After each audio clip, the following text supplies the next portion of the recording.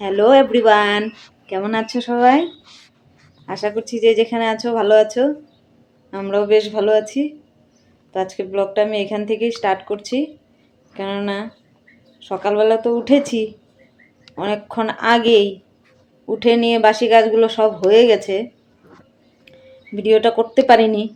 কেন পারিনি? রাত্রেবেলা মোবাইলটা চার্জে বসাতে ভুলে গেছি। সকালবেলা উঠে দেখি মোবাইলে চার্জ নেই। কি করি? এইভাবেই রেখে দিয়ে নিজের কাজগুলো করে নিলাম। তারপরে এই যে মোবাইলটা চার্জ হলো, এই যে তারপরে আবার নিজের কতগুলো কাজ থাকে ওগুলো করতে হলো। করে নিয়ে এই যে এখন আসলাম, ভিডিওটা স্টার্ট করলাম। তো যদিও দেরি করে স্টার্ট করছি, রান্না ঠান্নাগুলো দেখাতে পারিনি, কিন্তু বাকি কাজগুলো তো দেখাতে হবে। কি কি করছি না করছি দেখো। হ্যাঁ, চাটাও খেয়ে নিচ্ছি অনেক আগেই। রান্না মোটামুটি হয়ে গেছে। রান্নাটা বলতে আমি আজকে কিছু করিনি, যদি আজকে কিছু করিনি, কালকের আছে। চিকেন ছিল, মাছ ছিল, ওগুলোই আছে। তো দুপুরবেলার জন্য আরেকটা কিছু করে নিব। মেয়েকে জিজ্ঞেস করব কি খাবে, আলু ভাজা বা বেগুন ভাজা একটা কিছু করে দিব। আমার মেয়ের তো আবার আলু ভাজা ফেভারিট। তো এখন ও যদি ভালো লাগে ওইটাই খাবে, বা যদি বলে বেগুন ভাজা করে দিব ওইটাই খাবে। তো ওইটুকুই বাকি আছে, বাকি সব হয়ে গেছে। এখন খালি ডান হাতের কাজ বাকি। ডান হাতের কাজ হয়ে গেলেই মোটামুটি শেষ আজকের দুপুরের ঝামেলা। একটু বাসন আছে, বাসনটুকু ধুবো। আর আকাশটা দেড়টা, এইরকম ওয়েদার থাকলে কার ভালো লাগে? হ্যাঁ, ভালো লাগে। দেখো তো ওয়েদারটা, এত মেঘলা মেঘলা মেঘলা মেঘলা। এত মেঘলা থাকলে ভালো লাগে? একদম ভালো লাগে না। কাপড় কেচে নিয়েছি সকালবেলায় এক বালতি কাপড় কেচে নিলাম। তো কাপড়গুলো শুকোতে দিয়ে আসলাম। উমা, দিয়ে আসার পরে 1 ঘন্টা খানিক পরেই দেখি ঝিমঝিম করে বৃষ্টি শুরু। আবার দৌড়ে গেলাম, আবার কাপড়গুলো আনলাম, এনে ঘরে কোনো রকম মেলে দিলাম। এখন শুকাবে তবে না। আরও 1 বালতি অলরেডি ভেজানো আছে। তো ওগুলো যে কখন কাচবো, ওগুলো তো যাই হোক আগেই কেচে দিয়েছি। এখন দেখা যাক, এগুলো যদি রোদ টোদ দেখি, রোদ্রের ঝলক আসে তবে কাচবো, তাছাড়া আর কাচবো না। ঠাচবো না। মেয়ের সঙ্গে কথা বলে নিলাম একটু। মেয়ে স্নান করে বেরোলো, তো ওর সঙ্গে একটু কথা বলে নিলাম। তো চলো দেখতে থাকো। খাওয়া দাওয়া করবো, একটু বাসন আছে ওটা ধোবো। ওয়েদার ঠিক না থাকলে কাজে মন লাগে না। ওয়েদার ঠিক থাকবে তবে তো কাজে মন লাগবে। হ্যাঁ, আমি তো লাইটটাই জ্বালাইনি। আমি মাথায় তেল দিলাম আজকে। দেখি বিকালবেলা হয়তো শ্যাম্পু করে দিব নাকি। যদি মাথা ব্যথা দেয় তাহলে শ্যাম্পু করে দিব, যদি না দেয় তো দিব না। কালকে দিব একদম শ্যাম্পু। আমি আবার তেল দিয়ে রাখতে পারি না, বেশি তেল দিয়ে রাখলে পরে মাথা ব্যথা দেয়। ওই আর কি, দেখা যাক কি হয়। চুল তো উঠে গেছে সব। এই তেলে তো চুলও দিতে ইচ্ছা করে, চুলে তো তেলও দিতে ইচ্ছা করে না। যেটুকুনি ঝাড়ুর মতো চুল, তেল দিব ওইটা আরো চিমটে যায়। চিমটে যায় মানে ছোট হয়ে যায় চুলটা। আমার মেয়ে বলে চিমটে যায়। আমার মেয়ে বলে চিমটে যায়।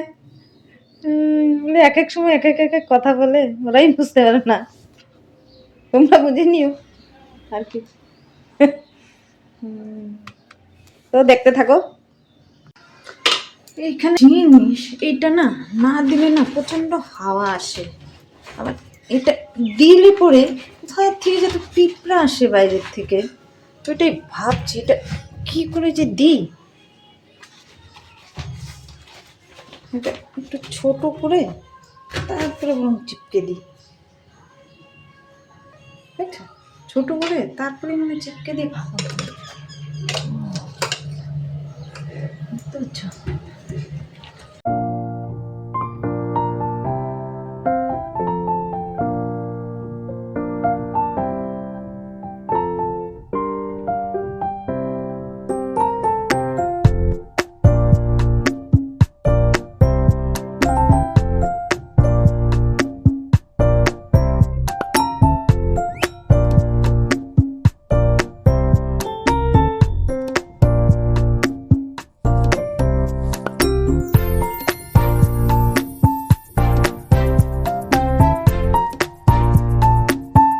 এই যে দেখো, ভাত, বেগুন ভাজা, বাটা মাছ, আর ওই যে মেয়ের চিকেন। খেয়ে নি, পরে আসছি কথা বলতে।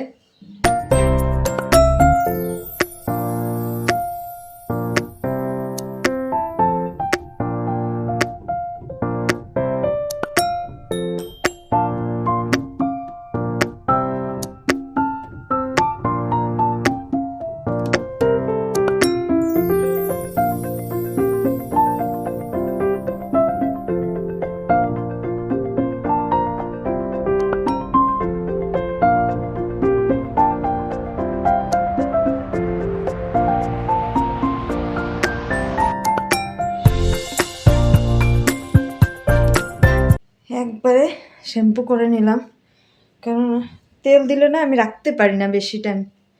হ্যাঁ, তার জন্য একবারে শ্যাম্পু করে নিলাম।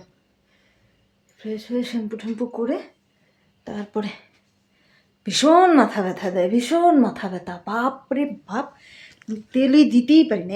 এখন তো ইদানিং তবু একটু দিতে পারি, হ্যাঁ, আগে তো একদমই পারতাম না। তেল দিলে মুখ চোখ পুরো ফুলে যেত, ভারী হয়ে যেত একদম চোখ ঠোক। হ্যাঁ, খুব বাজে লাগতো, নিজেকে মনে হতো যেন কত শরীর খারাপ, অসুস্থ।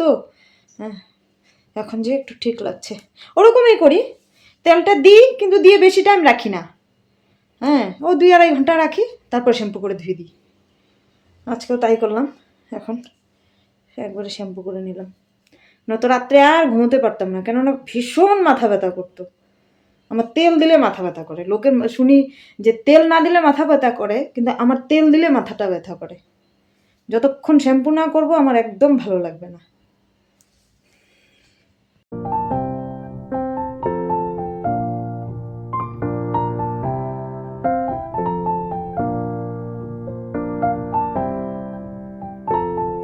তো বন্ধুরা, আজকের ভিডিওটা আমি এই পর্যন্তই রাখলাম, এখন শেষ করছি। ভালো লাগলে লাইক কমেন্ট শেয়ার করে দিও।